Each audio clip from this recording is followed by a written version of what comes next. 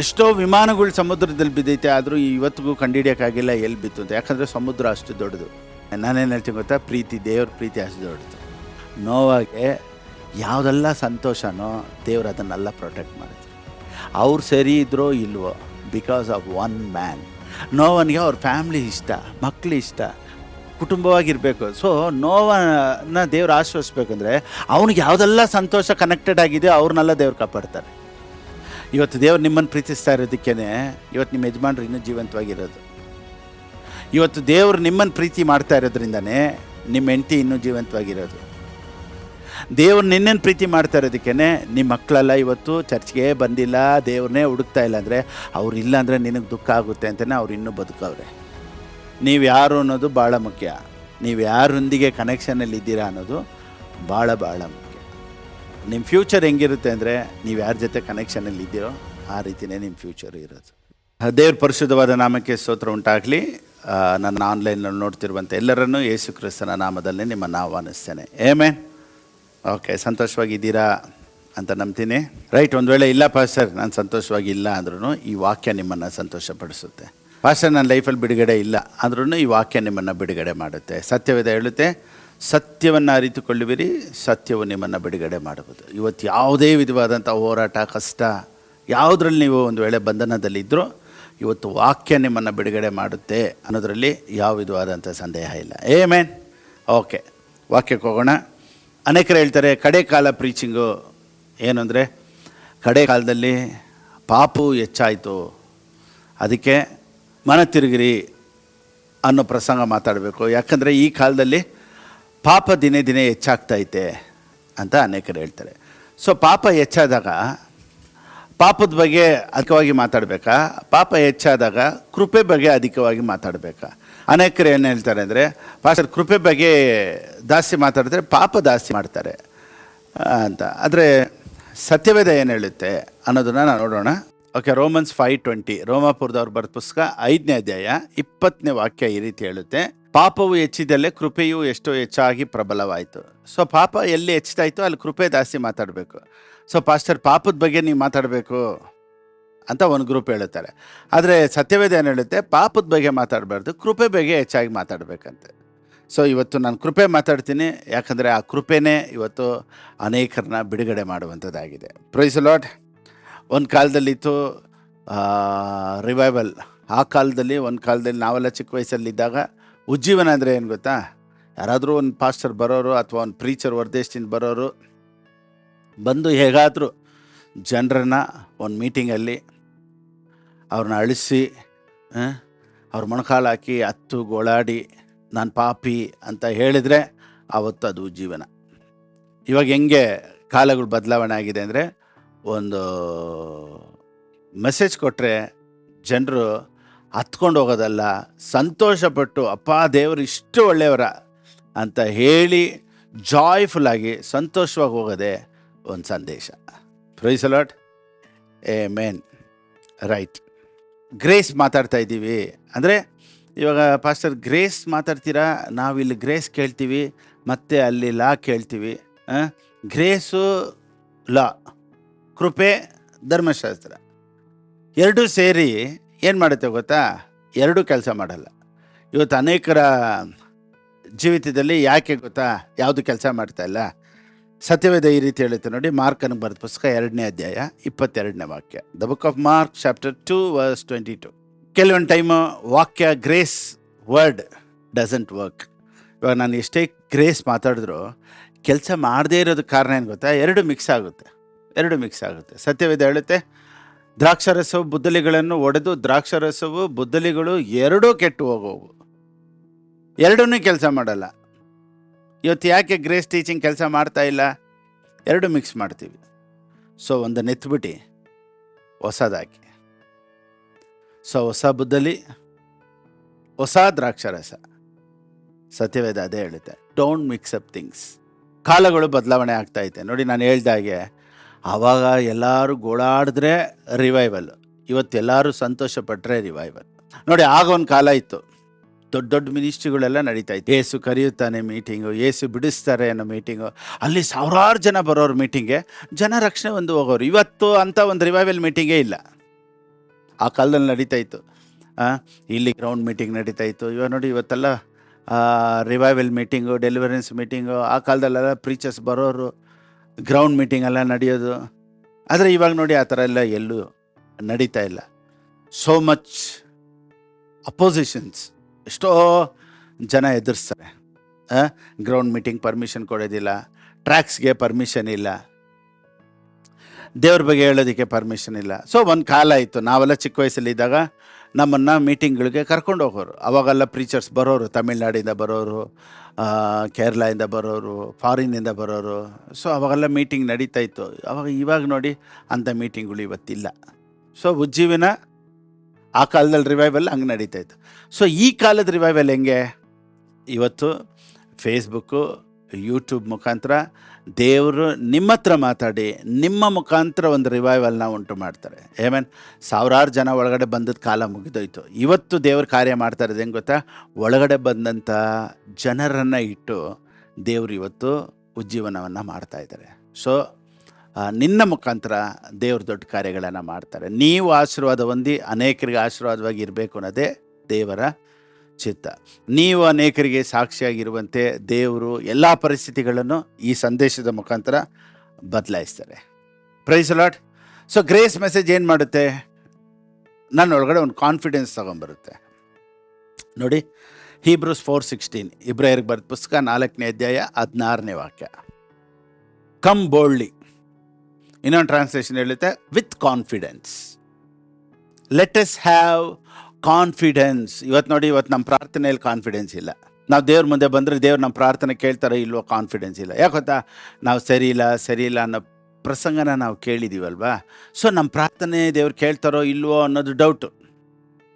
ಈ grace message ಏನು ಮಾಡುತ್ತೆ ಗೊತ್ತಾ? ಎಲ್ಲರೊಳಗಡೆ ಒಂದು ಕಾನ್ಫಿಡೆನ್ಸ್ ತೊಗೊಂಬರುತ್ತೆ. ನನ್ನ ಪ್ರಾರ್ಥನೆ ದೇವರು ಕೇಳ್ತಾರೆ ಅನ್ನೋ ಕಾನ್ಫಿಡೆನ್ಸ್ ತೊಗೊಂಬರುತ್ತೆ. ನಾನು ಯಾಕೆ ಗ್ರೇಸ್ ಮಾತಾಡ್ತೀನಿ ಗೊತ್ತಾ? ಈ ಗ್ರೇಸ್ ಮೆಸೇಜು ಅನೇಕರೊಳಗಡೆ ಒಂದು ಕಾನ್ಫಿಡೆನ್ಸ್ ತೊಗೊಂಬರುತ್ತೆ. ಕನ್ನಡದಲ್ಲಿ ಹೇಳುತ್ತೆ, ನಾವು ಕರುಣೆಯನ್ನು ಹೊಂದುವಂತೆಯೂ ಆತನ ದಯೆಯಿಂದ ಸಮಯೋಚಿತವಾದ ಸಹಾಯವು ನಮಗೆ ದೊರೆಯುವಂತೆಯೂ ಧೈರ್ಯದಿಂದ ಕೃಪಾಸನದ ಮುಂದೆ ಬರೋಣ. ಸೊ ಗ್ರೇಸ್ ಪ್ರೀಚಿಂಗ್ ಏನು ಮಾಡುತ್ತೆ ಅಂದರೆ ನನ್ನೊಳಗಡೆ ಧೈರ್ಯನ ತೊಗೊಂಬರುತ್ತೆ. ಧೈರ್ಯವಾಗಿ ದೇವ್ರ ಮುಂದೆ ನಿಲ್ಲೋದಕ್ಕೆ ದೇವ್ರ ಸಹಾಯ ಮಾಡುತ್ತೆ. Praise the Lord. Hallelujah. Amen. ನೋಡಿ, ಸತ್ಯವೇದ ಈ ರೀತಿ ಹೇಳುತ್ತೆ. ದ ಬುಕ್ ಆಫ್ ಲೆವಿಟಿಕಸ್, ಯಾಜಕ ಕಾಂಡ ಬರೆದ ಪುಸ್ತಕ, 26ನೇ ಅಧ್ಯಾಯ 13ನೇ ವಾಕ್ಯ. ಚಾಪ್ಟರ್ 26 ವರ್ಸ್ 13 ಕನ್ನಡದಲ್ಲಿ ಹೇಳುತ್ತೆ, ಕಡೆಯದು ಲಾಸ್ಟಲ್ಲಿ, ನಿಮ್ಮನ್ನು ಕುಗ್ಗಿಸಿದ ನೊಗವನ್ನು ಮುರಿದು ನೀವು ನೆಟ್ಟಗೆ ನಿಂತು ನಡೆಯುವಂತೆ ಮಾಡಿದೆನಲ್ಲವೇ. ನೆಟ್ಟಗೆ ನಿಲ್ಲುವಂತೆ. ನೋಡಿ, ಎಷ್ಟೋ ಕಾರ್ಯದಲ್ಲಿ ನಾವು ತಲೆ ಬಗ್ಗಿಸ್ಕೊಳ್ತೀವಿ. ಎಲ್ಲೆಲ್ಲ ನಾವು ತಲೆ ಬಗ್ಸೋದ್ವೋ ಸತ್ಯವೇದ ಹೇಳುತ್ತೆ ನೆಟ್ಟಿಗೆ ನಿಲ್ಲುವಂತೆ ದೇವ್ರು ಸಹಾಯ ಮಾಡ್ತಾರಂತೆ. ಸೊ ನಾವು ತಲೆ ಬಗ್ಗಿದ್ದ ದಿನಗಳು ಸಾಕು, ಅವಮಾನ ಪಟ್ಟಿದ್ದ ದಿನಗಳು ಸಾಕು, ದೇವ್ರ ತಲೆ ಎತ್ತಿ ನಿಲ್ಲುವಂತೆ. ಆಮೇನ್. ಇಂಗ್ಲೀಷಲ್ಲಿ I made you stand up straight. ಇವತ್ತು ಕೃಪೆ ಪ್ರಸಂಗ ಏನು ಮಾಡುತ್ತೆ ಗೊತ್ತಾ? I made you stand up straight, heads high. ಈ ಗ್ರೇಸಲ್ಲಿರೋರ್ಗೆ ಏನು ಗೊತ್ತಾ? ಬಿಡಪ್ಪ, ದೇವ್ರು ನೋಡ್ಕೊಳ್ತಾರೆ. ಬೇರೆ ಪ್ರಸಂಗಗಳೆಲ್ಲ ನಮ್ಮನ್ನು ತಗ್ಗಿಸಿ ತಲೆ ಬಗ್ಗಿಸಿ, ನಾನೇನು ಇಲ್ಲಪ್ಪ, ನಾನು ಹುಳ, ನಾನು ಧೂಳು, ನಾನು ಅದ್ದು ಅಂತ, ಅದೆಲ್ಲನೂ ದೇವ್ರು ಚೇಂಜ್ ಮಾಡಿ ಏನು ಮಾಡ್ತಾರೆ ಗೊತ್ತಾ? ನೀನು ತಲೆ ಎತ್ತಿ ನಡೆಯುವಂತೆ, ಧೈರ್ಯವಾಗಿ ಬರುವಂತೆ ದೇವ್ರ ಕಾರ್ಯಗಳನ್ನು ಮಾಡ್ತಾರೆ. ಇವತ್ತು ನೀನು ಯಾವ್ಯಾವ ಪರಿಸ್ಥಿತಿಯಲ್ಲಿ ತಲೆ ಬಗ್ಗಿಸ್ಕೊಂಡಿದ್ಯೋ, ಯಾವ ಕಾರ್ಯದಲ್ಲಿ ನೀನು ತಲೆ ಬಗ್ದೋ ಅದೇ ಜಾಗದಲ್ಲಿ ಮತ್ತೆ ನೀನು ತಲೆ ಎತ್ತಿ ನಿಲ್ಲುವಂತೆ, ಸ್ಟ್ರೈಟ್ ಹಾಗೆ ನಿಲ್ಲುವಂತೆ ದೇವ್ರ ಕಾರ್ಯಗಳನ್ನು ಮಾಡ್ತಾರೆ. ನಮ್ಮನ್ನು ಲೋ ಮಾಡೋದು, ನಮ್ಮ ಸ್ಪಿರಿಟ್ನ ಲೋ ಮಾಡೋದು ಏನು ಗೊತ್ತಾ? ನಾವು ಸರಿ ಇಲ್ಲ ಅಂದಾಗಲೇ. ನೋಡಿ, ನೀವೆಲ್ಲ ದೇವ್ರು ನಿಮ್ಮ ಮೇಲೆ ಪ್ರೀತಿ ಇಟ್ಟಿದ್ದಾರೆ, ಗಾಡ್ ಲವ್ಸ್ ಯು ಅಂತ ಹೇಳಿದಾಗ ನಮಗೊಂದು ಧೈರ್ಯ ಬರುತ್ತೆ. ಇವತ್ತು ಅನೇಕ ಪ್ರಸಂಗಗಳು ನಮ್ಮನ್ನು ಏನು ಮಾಡಿಬಿಟ್ಟಿದೆ ಅಂದರೆ ಹಾಗೆ ತಲೆ ಬಗ್ಗೋ ಥರ ಮಾಡಿಬಿಡ್ತು. ಯಾವ ಗೊತ್ತಾ? ನೀನು ಪಾಪಿ, ನೀನು ಪಾಪಿ, ನೀನು ಪಾಪಿ ಅಂತ. ನೋಡಿ, ದೇವ್ರ ವಾಕ್ಯ ಹೇಳುತ್ತೆ, ನಮ್ಮ ಪಾಪಗಳನ್ನೆಲ್ಲ ದೇವ್ರು ಎಲ್ಲ ಹಾಕಿದ್ರಂತೆ ಗೊತ್ತಾ? ಮೀಕನಿಗೆ ಬರೆದ ಪುಸ್ತಕ 7ನೇ ಅಧ್ಯಾಯ 19ನೇ ವಾಕ್ಯ. Mica 7:19. Death all our sins into the depth of the sea. ನಿನ್ನ ಜನರ ಪಾಪಗಳನ್ನೆಲ್ಲ ಸಮುದ್ರದ ತಳಕ್ಕೆ ಬಿಸಾಟು ಬಿಡಿವಿ. ಪಾಪಗಳನ್ನ ದೇವರು ಎಲ್ಲಿ ಬಿಸಾಕ್ತಾರಂತೆ? ಸಮುದ್ರದ ತಳಕ್ಕೆ ಸಮುದ್ರದ ತಳಕ್ಕೆ ನೋಡಿ. ಸಮುದ್ರ ಅಂದರೆ ಎಷ್ಟು ದೊಡ್ಡದು. ಉಡುಪಿ ಮಂಗಳೂರಲ್ಲಿರೋರಿಗೆಲ್ಲ ಗೊತ್ತು ಸಮುದ್ರ ಎಷ್ಟು ದೊಡ್ಡದು ಅಲ್ವಾ. ಅಲ್ಲಿ ದೇವ್ರು ಏನು ಹೇಳ್ತಾರೆ ಗೊತ್ತಾ, ನಿನ್ನ ಪಾಪಗಳನ್ನ ತಗೊಂಡೋಗಿ ಸಮುದ್ರದ ತಳಕ್ಕೆ ಹಾಕ್ಬಿಟ್ಟಿದ್ದೀನಿ. ಇವಾಗ ಒಂದು ಚಿಕ್ಕ ಕಲ್ಲು ಸಮುದ್ರದಲ್ಲಿ ಹಾಕಿದ್ರೆ ಅದೆಲ್ಲೋಯ್ತು ಅಂತ ಗೊತ್ತಾಗುತ್ತಾ? ಆ ಸಮುದ್ರದ ನೀರೇನು ಮಾಡುತ್ತೆ? ಆ ಕಲ್ಲನ್ನು ಹೇಳ್ಕೊಂಡ್ಬಿಡುತ್ತೆ. ಒಂದು ದೊಡ್ಡ ಸೈಜಲ್ಲಿ, ಇಷ್ಟು ದೊಡ್ಡ ಸೈಜಲ್ಲಿ ಕಲ್ಲು ಹಾಕ್ತೀರ, ಎಲ್ಲೋಗುತ್ತೆ?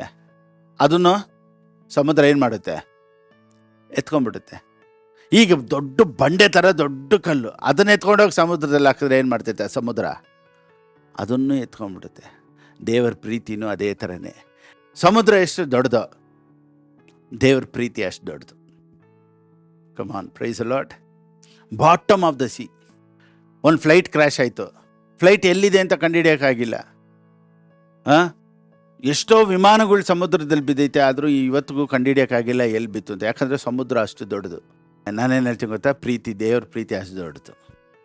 ಆಮೇಲೆ ದೇವ್ರ ಪ್ರೀತಿ ಅಷ್ಟು ದೊಡ್ಡದು. ಎಷ್ಟು ದೊಡ್ಡ ಪಾಪ ಹಾಕಿದ್ರು ಅದು ಹೇಳ್ಕೊಂಬಿಡುತ್ತೆ. ಆಮೇಲೆ ಸೊ ಶಿಲುಬೆ ಅಂದರೆ ಏನು ಗೊತ್ತಾ? ಅದೊಂದು ಇನ್ಶೂರೆನ್ಸ್ ಇದ್ದಂಗೆ. ನೀನು ಮತ್ತೆ ಮತ್ತೆ ಮತ್ತೆ ಮತ್ತೆ ನಾನು ಪಾಪಿ ಪಾಪಿ ಅಂತ ಕೇಳಬೇಕಾಗಿದ್ದಿಲ್ಲ. ನೀನೆಲ್ಲ ಪಾಪಗಳನ್ನ ದೇವ್ರಿಗೆ ಕ್ಷಮಿಸ್ಬಿಟ್ರು.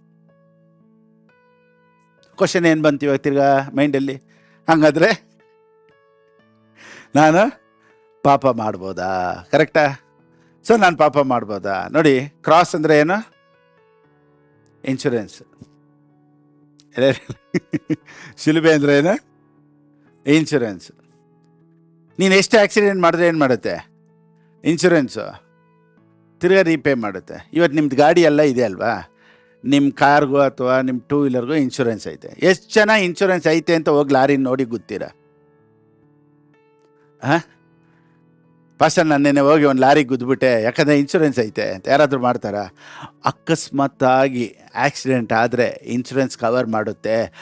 ಇನ್ಶೂರೆನ್ಸ್ ಐತೆ ಅಂತ ಹೋಗಿ ಯಾರು ಬೇಕು ಅಂತ ಲಾರಿಗೆ ಗುದ್ದಲ್ಲ. ಅದೇ ರೀತಿಯೇ ಪಾಪ ಅನ್ನೋದು ಆಕ್ಸಿಡೆಂಟ್ ಆಗಿ ಅಕಸ್ಮಾತಾಗಿ ಗೊತ್ತಿಲ್ಲದೆ ಮಾಡಿದ್ರೂ ಈ ಇನ್ಶೂರೆನ್ಸ್ ಕವರ್ ಮಾಡುತ್ತೆ. ಅದಕ್ಕೇ ಪೌಲನ್ ಹೇಳ್ತಾನೆ, ಕೃಪೆ ಐತೆ ಅಂತ ಯಾರಾದರೂ ಪಾಪ ಮಾಡ್ತಾರಾ? ಇಲ್ಲ. ಆದಿಕಾಂಡ ಬರೆದ ಪುಸ್ತಕ 3ನೇ ಅಧ್ಯಾಯ 17ನೇ ವಾಕ್ಯ. The book of Genesis chapter 3:17. ನಿನ್ನ ನಿಮಿತ್ತ ಭೂಮಿಗೆ ಶಾಪ ಬಂತು. ಭೂಮಿ ಶಾಪ ಆಗೋದಕ್ಕೆ ಭೂಮಿ ಏನು ಮಾಡ್ತು? ಸೊ ಭೂಮಿದು ಯಾವುದು ತಪ್ಪಿಲ್ಲ. ಸೊ ಯಾರಿಂದ ಭೂಮಿಗೆ ಶಾಪ ಬಂತು? ಆದಾಮನಿಂದ ಭೂಮಿಗೆ ಶಾಪ ಬಂತು. ಸೊ ಭೂಮಿ ಏನೂ ಮಾಡಲಿಲ್ಲ, ಆದಾಮನಿಂದ ಶಾಪ ಬಂತು. ಭೂಮಿ ಶಾಪ ಆಗಿದ್ದ ಕಾರಣ ಏನಂದರೆ ಆದಾಮನು ಭೂಮಿಯು ಕನೆಕ್ಟೆಡ್. ಸೊ ಎರಡೂ ಕನೆಕ್ಟ್ ಆಗಿರೋದ್ರಿಂದ ಇಟ್ ಈಸ್ ಕರ್ಸ್ಡ್. ನಾನೇನು ಹೇಳ್ತೀನಿ ಅಂದರೆ, when you are connected with Christ you are blessed. So connection ಮುಖಾಂತರನೇ ಆಶೀರ್ವಾದನು ಶಾಪನು ಎರಡು. ಸೊ ಆದಾಮನು ಭೂಮಿಗೆ ಕನೆಕ್ಟೆಡ್ ಆಗಿದ್ದರಿಂದ ಶಾಪ ಬಂತು. ನಾನು ನೀವು ಯೇಸು ಕ್ರಿಸ್ತನಿಗೆ ಕನೆಕ್ಟೆಡ್ ಆಗಿರೋದ್ರಿಂದ ಆಶೀರ್ವಾದ ಬಂತು. ಇವಾಗ ಇದು ಹೆಂಗೆ ಕನೆಕ್ಷನ್ ಆಯಿತು? ದೇವ್ರು ಏನು ಹೇಳ್ತಾರೆ ಗೊತ್ತಾ? ಆದಿಕಾಂಡ ಬರೆದ ಪುಸ್ತಕ 1:28. The book of Genesis chapter 1:28. ಅದಕ್ಕೆ ದೇವ್ರು ಏನು ಹೇಳ್ತಾರೆ ಆದಾಮನಿಗೆ, ನೋಡಪ್ಪ, ಎಲ್ಲನೂ ನೀನು ರೂಲ್ ಮಾಡು. ಯಾಕೆ ಗೊತ್ತಾ? ಅದು ನಿನ್ನ ವಶದಲ್ಲಿ ಐತೆ, ನಿನ್ನ ಅಧಿಕಾರದಲ್ಲಿ ಐತೆ. ಆಮೇಲೆ because ground is connected to Adam. ಇನ್ನೊಂದು ಈ ರೀತಿ ಹೇಳ್ತೀನಿ ನೋಡಿ, ಯಾರು ನಮಗೆ ಕನೆಕ್ಟೆಡ್ ಆಗಿದ್ದಾರೋ ಅವ್ರನ್ನ ಮಾತ್ರನೇ ನಾವು ರೂಲ್ ಮಾಡೋಕ್ಕಾಗೋದು. ಈಗ ಆದಾಮನಿಂದ ಭೂಮಿಗೆ ಶಾಪ, ಯೇಸು ಕ್ರಿಸ್ತನಿಂದ ಭೂಮಿಗೆ ಆಶೀರ್ವಾದ. ಸೊ ಒಬ್ಬ ಮನುಷ್ಯನ ಮೇಲೆ ಆಶೀರ್ವಾದ ಇದ್ದರೆ ಅದು ಅವನಿಗೂ ಕನೆಕ್ಟ್ ಆಗಬೇಕು ಅಂದರೆ they should be connected with us. ನೋಡಿ, ಒಬ್ಬನ ಮುಖಾಂತರ ಪರಿಸ್ಥಿತಿಗಳೆಲ್ಲ ಆಶೀರ್ವಾದ ಹೊಂದ್ಕೊಳ್ಳುತ್ತೆ.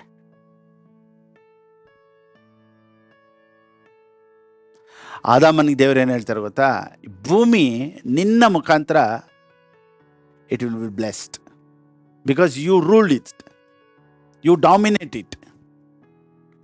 ಈಗ ಆದಾಮನಿಂದ ಭೂಮಿ ಶಾಪ ಬಂದ್ಬಿಡ್ತು. Because both are connected. So ಯಾರು ಕನೆಕ್ಟೆಡ್ ಆಗಿದ್ದಾರೋ ಅವ್ರ ಮೇಲೆ ಆಶೀರ್ವಾದ ಹೋಗೋದು. ಇವಾಗ ಯಾರೆಲ್ಲ ನನ್ನ ಜೊತೆ ಕನೆಕ್ಟೆಡ್ ಆಗಿದ್ದಾರೋ they will be blessed. Amen. So ಯಾರಿಗೆ ಆಶೀರ್ವಾದ ಬರುತ್ತೆ? ಓ ಫಿಲಿಪ್ ಪಾಸ್ಟರ್ ಪ್ರಸಂಗ ಚೆನ್ನಾಗಿದೆ ಅಂತ ಹೇಳ್ದವ್ರಿಗ, ಅಥವಾ ಕೈ ತಟ್ತವ್ರಿಗ, ಅಥವಾ ವಿಸಿಲ್ ಹೊಡೆದವ್ರಿಗ? No no no no. ಯಾರು ನನ್ನನ್ನು ಅಕ್ಸೆಪ್ಟ್ ಮಾಡ್ಕೊಂಡಿದ್ದಾರೋ. ಅದಕ್ಕೆ ಸತ್ಯವೇದ ಹೇಳುತ್ತೆ, ಯಾರ್ಯಾರು ನನ್ನನ್ನು ಸ್ವೀಕರಿಸಿದರೋ, ಯೇಸು ಸ್ವಾಮಿ ಹೇಳ್ತಾರೆ, ಯಾರ್ಯಾರು ನನ್ನನ್ನು ಅಂಗೀಕರಿಸಿದರೋ. ಯೋಹಾನನ ಬರೆದ ಪುಸ್ತಕ 1:12 ದೇವ್ರೇನು ಹೇಳ್ತಾರೆ? ಯಾರ್ಯಾರು ನನ್ನನ್ನು ಅಂಗೀಕರಿಸಿದರೋ ಅವರಿಗೆ ಮಕ್ಕಳಾಗುವಂಥ ಅಧಿಕಾರ ಕೊಡ್ತೀನಿ. ಸೊ ಯಾರೆಲ್ಲ ನನ್ನನ್ನು ಸ್ವೀಕಾರ ಮಾಡಿಕೊಂಡು, ಯಾರೆಲ್ಲ ನನ್ನನ್ನು ಸಂಪೂರ್ಣವಾಗಿ ಅಂಗೀಕಾರ ಮಾಡ್ಕೊಳ್ತಾರೋ, only they are connected with me. So ನನಗೇನೆಲ್ಲ ದೇವರ ಆಶೀರ್ವಾದ ಇಟ್ಟಿದ್ದಾರೋ ಆ ಆಶೀರ್ವಾದ ನನ್ನ ಜೊತೆ ಕನೆಕ್ಷನ್ನಲ್ಲಿರೋರ್ಗು ಬರಬೇಕು. ಇವಾಗ ನೋಡಿ, ನಿಮ್ಮನ್ನು ದೇವರು ಆಶ್ವಾಸಿಸಿದ್ರೆ ನಿಮ್ಮ ಜೊತೆ ನಿಮ್ಮ ಸುತ್ತಲೂ ಇರೋರು ಎಲ್ಲರೂ ಆಶೀರ್ವಾದವಾಗಿರ್ತಾರೆ. ಅದಕ್ಕೆ ಒಂದು ಎಕ್ಸಾಂಪಲ್ ಫಸ್ಟು ಬೈಬಲಲ್ಲಿ ಯಾರು ನೋಡ್ಬೋದು ಅಂದರೆ ನೋವ. ಆದಿಕಾಂಡ ಬರೆದ ಪುಸ್ತಕ 6ನೇ ಅಧ್ಯಾಯ 9ನೇ ವಾಕ್ಯ. The book of Genesis chapter 6 verse 9. Noah walked with God. Noah was perfect man. ಸತ್ಯವೇದ ಹೇಳುತ್ತೆ, ನೋಹನು ನೀತಿವಂತನು, ತನ್ನ ಕಾಲದವರಲ್ಲಿ ತಪ್ಪಿಲ್ಲದವನೂ ಆಗಿದ್ದನು, ಅವನು ದೇವರೊಂದಿಗೆ ಅನ್ಯೋನ್ಯವಾಗಿ ನಡೆದನು. Noah walked with God. Noah was blameless. Noah was righteous. Noah ಇದೇ ಬೈಬಲ್ ಹೇಳುತ್ತೆ. ಆದರೆ 7ನೇ ಅಧ್ಯಾಯ 1ನೇ ವಾಕ್ಯ ಏನು ಹೇಳುತ್ತೆ ನೋಡಿ. ನೀನು ನಿನ್ನ ಮನೆಯವರೆಲ್ಲರೂ ನಡೆದಿದ್ಯಾರು ದೇವರೊಂದಿಗೆ?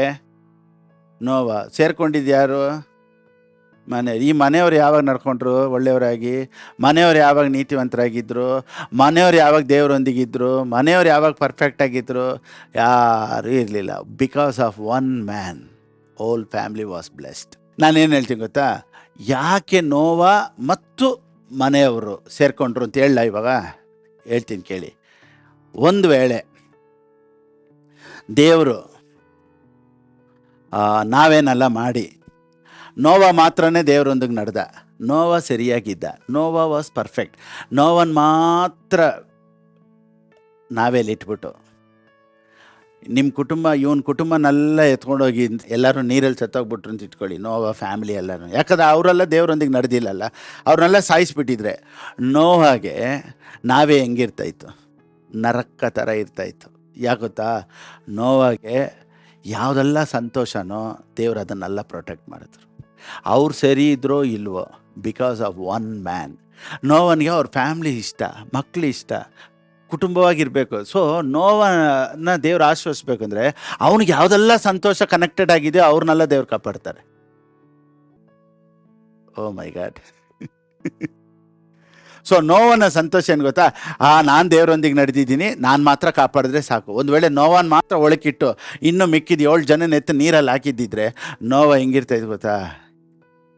ಛೇ ಏನಪ್ಪ ಇದು, ಅವನಿಗೆ ನಾವೇ ನರ್ಕ ಥರ ಕಾಣಿಸ್ತೈತಿ. ಯಾರೂ ಇಲ್ಲ, ಏನೂ ಇಲ್ಲ, ನನ್ನ ಜೊತೇಲಿರೋರೆಲ್ಲ ಏನೂ ಇಲ್ಲ, ಛೇ ಏನಪ್ಪ ಇದು ಅಂತ. ಸೊ ದೇವರೊಂದಿಗೆ ನಡೆದಂಥ ನೋವನ್ ಮಾತ್ರ ತಾನೇ ದೇವ್ರು ಕಾಪಾಡಬೇಕಾಗಿತ್ತು. Why whole family? Whole family is because of Noah. Because of one person. ಇವಾಗ ನೋಡಿ, ಇವಾಗ ದೇವ್ರು ನನ್ನ ಪ್ರೀತಿಸ್ತಾರೆ ಅಂದರೆ ನನ್ನ ಮುಖಾಂತರ 10 ಜನನ ಕಾಪಾಡ್ತಾರೆ. ಇವತ್ತು ದೇವ್ರು ನಿಮ್ಮನ್ನು ಪ್ರೀತಿಸ್ತಾ ಇರೋದಕ್ಕೇನೆ ಇವತ್ತು ನಿಮ್ಮ ಯಜಮಾನ್ರು ಇನ್ನೂ ಜೀವಂತವಾಗಿರೋದು. ಇವತ್ತು ದೇವ್ರು ನಿಮ್ಮನ್ನು ಪ್ರೀತಿ ಮಾಡ್ತಾ ಇರೋದ್ರಿಂದನೇ ನಿಮ್ಮ ಹೆಂಡತಿ ಇನ್ನೂ ಜೀವಂತವಾಗಿರೋದು. ದೇವ್ರು ನಿನ್ನನ್ನು ಪ್ರೀತಿ ಮಾಡ್ತಾ ಇರೋದಕ್ಕೇ ನಿಮ್ಮ ಮಕ್ಕಳೆಲ್ಲ ಇವತ್ತು ಚರ್ಚ್ಗೆ ಬಂದಿಲ್ಲ, ದೇವ್ರನ್ನೇ ಹುಡುಕ್ತಾ ಇಲ್ಲ ಅಂದರೆ, ಅವ್ರು ಇಲ್ಲ ಅಂದರೆ ನಿನಗೆ ದುಃಖ ಆಗುತ್ತೆ ಅಂತಲೇ ಅವ್ರು ಇನ್ನೂ ಬದುಕವ್ರೆ. ಓ ಮೈ ಗಾಡ್. ಒಂದು ವೇಳೆ ಅವ್ರಿಲ್ಲ ಅಂದರೆ ನಿನಗೆ ದುಃಖ ಆಗುತ್ತೆ ಅಂತಲೇ ಅವ್ರು ಚರ್ಚ್ಗೆ ಬಂದಿಲ್ಲ ಅಂದರು, ಬೈಬಲೇ ಓದ್ತಾ ಇಲ್ಲ ಅಂದ್ರೂ, ದೇವರೊಂದಿಗೆ ನಡೀತಾ ಇಲ್ಲ ಅಂದ್ರೂ, Y god is protecting them? Because of your Joy. ನೀನು ಸಂತೋಷವಾಗಿರಬೇಕು. ನಿನ್ನ ಸಂತೋಷಕ್ಕಾಗಿ ನಿನ್ನ ಕುಟುಂಬ ದೇವರು ಇನ್ನೂ ಇಟ್ಟಿದ್ದಾರೆ. ಓ ಮೈ ಗಾಡ್. ಸೊ ನೀನು ಯಾವುದೆಲ್ಲ ನಿನಗೆ ಸಂತೋಷ ಉಂಟು ಮಾಡುತ್ತೋ ದೇವರು ಅದನ್ನೆಲ್ಲ ಪ್ರೊಟೆಕ್ಟ್ ಮಾಡ್ತಾರೆ. Why? Because of one man. Oh my God. Because of Noah the whole family was protected. Oh my God. Because of one man, family was protected. ನಿನ್ನಿಂದ ನಿಮ್ಮ ಕುಟುಂಬ ಕಾಪಾಡಲ್ಪಡ್ತೈತೆ. All because of connections. Oh my God. Thank you, Jesus. ಕೆಲವರು ಯೋಚನೆ ಮಾಡ್ಬೋದು, pastor ನಾನು ಏನು ಮಾಡಿದ್ರು ನೋಡಿ ನಾನು ಚೆನ್ನಾಗೇ ಇದ್ದೀನಿ. ಅಪ್ಪ ಅದು ನಿನಗಾಗಿ ಅಲ್ಲ, ಅದು ನಿಮ್ಮ ಅಮ್ಮನಿಗಾಗಿ. ಅಥವಾ ನಿಮ್ಮ ತಂದೆ ಪ್ರಾರ್ಥನೆ ಮಾಡ್ತಾ ಇರ್ಬೋದು, ಅಥವಾ ನಿಮ್ಮ ಪಾಸ್ಟರ್ ಪ್ರಾರ್ಥನೆ ಮಾಡ್ತಾ ಇರ್ಬೋದು, ಅಥವಾ ನಿಮ್ಮ ಫ್ಯಾಮಿಲಿಯಲ್ಲಿ ಯಾರೋ ಪ್ರಾರ್ಥನೆ ಮಾಡ್ತಾ ಇರ್ಬೋದು ನಿಮಗಾಗಿ. ಅದಕ್ಕಾಗಿಯೇ ನೀನು ಏನು ಮಾಡಿದ್ರು ದೇವರು ನಿನ್ನನ್ನು ಕಾಪಾಡ್ತಾ ಇರೋದು ಏನು ಗೊತ್ತಾ? Because somebody is praying for you.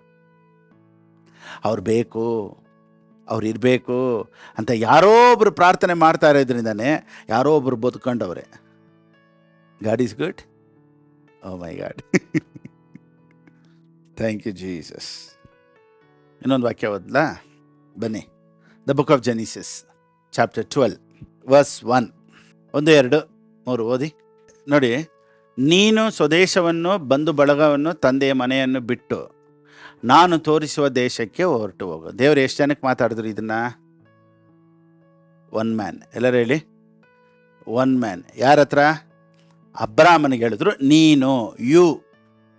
Next 4, Lot went with him. ಇಂಗ್ಲೀಷಲ್ಲಿ ಹೇಳುತ್ತೆ ಲಾಟ್ ವೆಂಟ್ ವಿತ್ ಹಿಮ್. ಕನ್ನಡದಲ್ಲಿ ಹೇಳುತ್ತೆ ಲೋಟನು ಸಂಗಡ ಹೋದನು. ಈ ಲೋಟನನ್ನು ದೇವ್ರು ಕರೆದಿಲ್ಲ. ಕರೆದ್ರ? ಲೋಟನ್ ಕರ್ಕೊ ಅಂತ ಹೇಳಿದ್ರ? ತಟ್ಟೆ ಲೋಟ ಎಲ್ಲ ಎತ್ಕೊಂಡ್ರ? ಇಲ್ಲ. ಈ ಲೋಟನ ಎಲ್ಲಿ ಬಂದ? ಅಬ್ರಾಮನ ಜೊತೆ ಸುಮ್ಮನೆ ಸೇರ್ಕೊಂಡ್ಬಂದಿದ್ದು. ಅದು ಕರೆದಿದ್ದ ದೇವ್ರು ಯಾರನ್ನ? ಅಬ್ರಾಮನನ್ನ. ಓಕೆನಾ? ಈಗ ಇವನು ಸುಮ್ಮನೆ ಸೇರ್ಕೊಂಬಂದ. 13ನೇ ಅಧ್ಯಾಯ ಆದಿಕಾಂಡ ಬರೆದ ಪುಸ್ತಕ 13ನೇ ಅಧ್ಯಾಯ 2ನೇ ವಾಕ್ಯ ಓದಿ. ಅಬ್ರಾಮ್ ವಾಸ್ ವೆರಿ ರಿಚ್. ಅಬ್ರಾಮನು ಬಹು ಐಶ್ವರ್ಯವಂತನಾಗಿದ್ದನು. ಅವನಿಗೆ ಪಶುಗಳು, ಬೆಳ್ಳಿ, ಬಂಗಾರವು ಇದ್ದವು. ಬಂಗಾರ ಆಯಿತು. ನೆಕ್ಸ್ಟ್ ಇನ್ನು ಕೆಳಗಡೆ ಆಗಿ ಹೋಗಿ 5ನೇ ವಾಕ್ಯ. Lot also. ಇದು ಸುಮ್ಮನೆ ಅಂಟ್ಕೊಂಡಿದ್ದಕ್ಕೆ ಆಶೀರ್ವಾದ. ನಾನು ಹೇಳ, ನಿನ್ನ ದೇವ್ರು ಕರೆದ್ರೋ ಇಲ್ವೋ, ನೀನು ನನ್ನ ಜೊತೆ ಅಂಟ್ಕೊಂಡ್ರೇ ನಿನಗೆ ಊಟ ಬಟ್ಟೆ ಎಲ್ಲ ದೇವ್ರು ಕೊಟ್ಬಿಡ್ತಾರೆ. ಹೇಗೆ ಗೊತ್ತಾ? It's all because of connections. ಅದಕ್ಕೆ ಪಾರ್ಟ್ನರ್ಶಿಪ್ ಅನ್ನೋದು ಭಾಳ ಭಾಳ ಮುಖ್ಯ. ನೋಡಿ, ಎಲ್ಲರೂ ಈ praise and prayer pastor Philip Babu partnership ಏನು ಗೊತ್ತಾ? ಜನರ ಪಾರ್ಟ್ನರ್ಶಿಪ್ ಆಗು ಅಂತ ಹೇಳೋದು. ನನಗೆ ದೇವ್ರು ಏನು ಕಾಲಿಂಗ್ ಕೊಟ್ಟರೋ, ನನಗೆ ದೇವ್ರು ಏನು ಅನಾಯಿಂಟಿಂಗ್ ಕೊಟ್ಟರೋ, ದೇವ್ರು ನನ್ನನ್ನು ಏನಕ್ಕೆಲ್ಲ ಆಶ್ವಾಸಿದ್ರೋ, ಆ ಅನಾಯಿಂಟಿಂಗ್ ಯಾರೆಲ್ಲ ಪಾರ್ಟ್ನರ್ಶಿಪ್ ಆಗಿದ್ದಾರೋ, ಯಾರೆಲ್ಲ ಈ ಸೇವೆಗೆ ಸಹಾಯ ಮಾಡ್ತಾರೋ, ಯಾರೆಲ್ಲ ಈ ಸೇವೆಗೆ ಬಿತ್ತುತ್ತಾರೋ, ಯಾರೆಲ್ಲ ಈ ಸೇವೆಗೆ ದುಡ್ಡು ಕಳಿಸ್ತಾರೋ, ಅವ್ರ ಮೇಲೂ ನಮಗಿರುವಂಥ ಆಶೀರ್ವಾದ ಅವ್ರಿಗೂ ಬರುತ್ತೆ. Because of connections. ಸೊ ಲೋಟನನ್ನು ದೇವ್ರು ಕರೆದೇ ಇಲ್ಲ ಬಾ ಅಂತ. ಆದರೆ ಸತ್ಯವೇದ ಹೇಳುತ್ತೆ ಲೋಟನಿಗೂ ಆಸ್ತಿ ಭಾಳ ಇತ್ತಂತೆ. ನೋಡಿ 6ನೇ ವಾಕ್ಯ ಹೇಳುತ್ತೆ, ಆ ಸ್ಥಳವು ಅವರಿಬ್ಬರ ಜೀವನಕ್ಕೆ ಸಾಲದೇ ಹೋಯಿತು. ಅವರಿಬ್ಬರ ಆಸ್ತಿ ಬಹಳವಾದದ್ರಿಂದ. ಯಾರ ಆಸ್ತಿ ಭಾಳ ಆಯ್ತಂತೆ? ಅಬ್ರಾಮನು, ಲೋಟನು. ಈ ಲೋಟನನ್ನು ದೇವರು ಆಶ್ವಾಸಿಸ್ಬೇಕು ಅಂತ ಏನಿತ್ತು? ಈ ವಾಸ್ ಕನೆಕ್ಟೆಡ್ ವಿತ್ ಅಬ್ರಾಮ್. ಸತ್ಯವೇದ ಹೇಳುತ್ತೆ ಯೋಸೇಪನ ನಿಮಿತ್ತ, ಯೋಸೇಪನಿಂದ ಪೋತಿಫರನ ಮನೆ ಆಶೀರ್ವಾದವಾಗಿತ್ತಂತೆ. ಇವನಲ್ಲಿ ಹೋದ ಕೆಲಸಕ್ಕೆ ಯೋಸೇಪನು ಓನರ್ ಬ್ಲೆಸ್ಸಿಂಗ್ ಆಗ್ಬಿಟ್ಟ. ಕನೆಕ್ಷನ್ಸ್. ನೀವು ಯಾರು ಅನ್ನೋದು ಭಾಳ ಮುಖ್ಯ. ನೀವು ಯಾರೊಂದಿಗೆ ಕನೆಕ್ಷನಲ್ಲಿ ಇದ್ದೀರಾ ಅನ್ನೋದು ಭಾಳ ಭಾಳ ಮುಖ್ಯ. ನಿಮ್ಮ ಫ್ಯೂಚರ್ ಹೆಂಗಿರುತ್ತೆ ಅಂದರೆ, ನೀವು ಯಾರ ಜೊತೆ ಕನೆಕ್ಷನಲ್ಲಿ ಇದ್ದೀರೋ ಆ ರೀತಿಯೇ ನಿಮ್ಮ ಫ್ಯೂಚರ್ ಇರೋದು. ಇವಾಗ ನೋಡಿ, ದೇವರ ಅಬ್ರಾಮನಿಗೆ ವಾಗ್ದಾನ ಮಾಡಿದ್ರು, ನಾನು ನಿನಗೆ ದೊಡ್ಡ ಜನಾಂಗವಾಗುವಂತೆ ಮಾಡ್ತೀನಿ ಅಂತ. ಈಗ ಅಬ್ರಾಮನ ಮಗು ಹುಟ್ಟಬೇಕಾದ್ರೆ ಸಾರಾಳಿಗೆ ಎಷ್ಟು ವರ್ಷ? 90. ಆ ಊರಲ್ಲಿ 90 ಇಯರ್ಸಲ್ಲಿ ಯಾರಿಗಾದ್ರೂ ಮಗು ಹುಟ್ಟಿತ್ತಾ? ಇದುವರೆಗೂ 90 ವಯಸ್ಸಲ್ಲಿ ಯಾರಿಗೂ ಮಗು ಹುಟ್ಟಿರಲಿಲ್ಲ. ಸಾರಾಳು ಮಾತ್ರ ಹುಟ್ಟಿದ್ದು. ಯಾಕೆ ಗೊತ್ತಾ? ಸಾರಾಳಲ್ಲ ಸ್ಪೆಷಲ್ಲು, ಬಿಕಾಸ್ ಆಫ್ ಅಬ್ರಾಮ್. ಒಂದು ವೇಳೆ ಅಬ್ರಾಮನು ಸಾರಾಳ ಕೈ ಹಿಡ್ದಿರ್ಲಿಲ್ಲ ಅಂದಿದ್ರೆ ಸಾರಾಳಿಗಿಂತ ಅದ್ಭುತ ಆಗ್ತಾ ಇರಲಿಲ್ಲ. ಸೊ ಸಾರಾಳಿಗೆ ಅದ್ಭುತ ಆಗಿದ್ದು ಅಬ್ರಹಾಮನಿಂದ. ಯಾಕಂದರೆ ಅವನು ಮುಟ್ಬಿಟ್ಟ. ನಾನೇನು ಹೇಳ್ತೀನಿ ಗೊತ್ತಾ, ಅವನು ಸಾರಾಳು ಮಾತ್ರ ಮುಟ್ಟಿಲ್ಲ, ಆಗಾರನೂ ಮುಟ್ಬಿಟ್ಟ. ಅದಕ್ಕೆ ದೇವ್ರು ಇವತ್ತು ಅವ್ರನ್ನೂ ಆಶ್ವಸಿಸ್ಬಿಟ್ರು. ಇವತ್ತು ಆಗಾರ ನಿಮಿತ್ತ ದೇವ್ರು ಹೇಗೆ ಆಶೀರ್ವದಿಸಿದ್ರು ಅಂದರೆ ದುಬೈ, ಕುವೈಟು ಇದೆಲ್ಲ ಹೋಗಿ ನೋಡಿದ್ರೆ ಗೊತ್ತಾಗುತ್ತೆ. ಅವು people are blessed there. Saudi ಎಲ್ಲ ಬ್ಲೆಸ್ಡ್ ಆಗಿರೋದಕ್ಕೆ ಕಾರಣ ಏನು ಗೊತ್ತಾ, ಅದು ಇನ್ನೊಂದು ಸಂತತಿ. ಯಾಕೆ ಗೊತ್ತಾ, ಅಬ್ರಾಹ್ಮನ ಮುಟ್ಟಿದ್ದಕ್ಕೆ. ನಾನೇನು ಹೇಳ್ತೀನಿ ಅಂದರೆ, ಒಬ್ಬನ ನಿಮಿತ್ತ ಹೋಲ್ ಡಿಸೆಂಡೆಂಟ್ಸ್ ವಾಸ್ ಬ್ಲೆಸ್ಡ್. ಅದಕ್ಕೇ ಇವತ್ತು ಸೈತಾನನ್ನು ಟ್ರೈ ಮಾಡೋದೇನು ಗೊತ್ತಾ, ಕನೆಕ್ಷನ್ಸ್ನ ಕಟ್ ಮಾಡಬೇಕು. ಇವತ್ತು ಇವ್ರು ಸರಿ ಇಲ್ಲ, ಅವ್ರು ಸರಿ ಇಲ್ಲ, ಫಿಲಿಪಾಸ್ ಸರಿ ಇಲ್ಲ, ಇವ್ರು ಸರಿ ಇಲ್ಲ ಅಂತ ಸೈತಾನನ್ನು ಹೋರಾಡೋದು ಏನಕ್ಕೆ ಗೊತ್ತಾ, ಹೇಗಾದರೂ ಮಾಡಿ ಕನೆಕ್ಷನ್ಸ್ನ ಕಟ್ ಮಾಡಬೇಕು. ಒಬ್ಬರ ಬಗ್ಗೆ ತಪ್ಪಾಗಿ ಹೇಳಿ, ಇವತ್ತು ನಮ್ಮ ಬಗ್ಗೆ ತಪ್ಪಾಗಿ ಜನರ ಹತ್ರ ಹೇಳೋದು, ಅವ್ರ ಬೋಧನೆ ಸರಿ ಇಲ್ಲ, ಇದನ್ನೆಲ್ಲ ಯಾಕೆ ಗೊತ್ತಾ ಸೈತಾನನ ತಲೆ ಕೆಡಿಸೋದು, ಕನೆಕ್ಷನ್ಸ್ನ ಕಟ್ ಮಾಡಬೇಕು ಅಂತ. ಅವನಿಗೆ ಗೊತ್ತು ಕನೆಕ್ಷನ್ಸಲ್ಲೇ ಆಶೀರ್ವಾದಗಳು. ಇನ್ನೂ ಒಂದು ವಾಕ್ಯನ ಓದಿ, 1 ಯೋಹಾನನ ಬರೆದ ಪುಸ್ತಕ 2ನೇ ಅಧ್ಯಾಯ 12ನೇ ವಾಕ್ಯ. The book of 1 John chapter 2 verse 12. ಪ್ರಿಯರಾದ ಮಕ್ಕಳೇ, ಕ್ರಿಸ್ತನ ಹೆಸರಿನ ನಿಮಿತ್ತ ನಿಮ್ಮ ಪಾಪಗಳು ಕ್ಷಮಿಸಲ್ಪಟ್ಟಿರುವುದರಿಂದ ನಿಮಗೆ ಬರೆಯುತ್ತೇನೆ. ಯಾರ ನಿಮಿತ್ತ ಪಾಪಗಳು ಕ್ಷಮಿಸಲ್ಪಟ್ಟಂತೆ? ಯಾರ ನಿಮಿತ್ತ? ಕ್ರಿಸ್ತನ ನಿಮಿತ್ತ.